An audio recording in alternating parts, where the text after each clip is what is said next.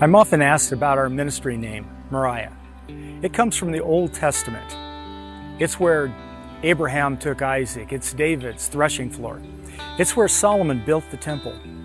And so for the name for us carries God's threefold blessing to Abraham at Mount Moriah.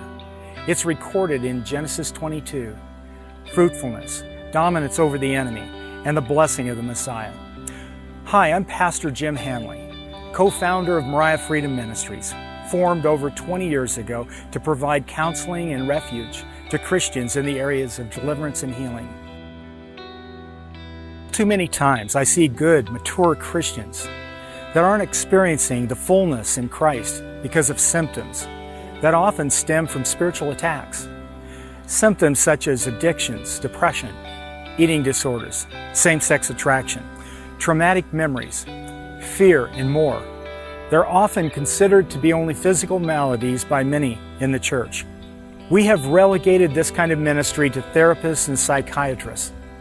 Most of our seminaries and Bible schools are supporting this psychology model in lieu of deliverance, ignoring the basic spiritual teaching that Paul speaks of in 2 Corinthians 10:4. There Paul says that the weapons of our warfare are not of the flesh, but they're divinely powerful for the destruction of fortresses and strongholds. As a result, Christians have a very hard time finding help in dealing with spiritual strongholds that are over them. They are told to see a counselor, pray more, read more, fellowship more, study harder, and then God's healing will suddenly happen. When it doesn't, it only compounds the issues by creating even more doubt, feelings of rejection, suffering, and a greater distance from God. Since starting Moriah, I've counseled about 3,000 people in spiritual deliverance and healing.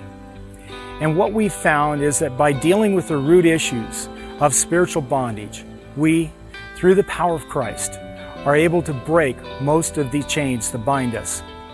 They bind us from God's love and His plans for us.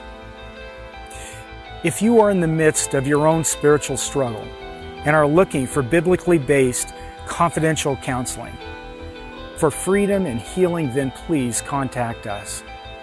We want you to know that there is hope.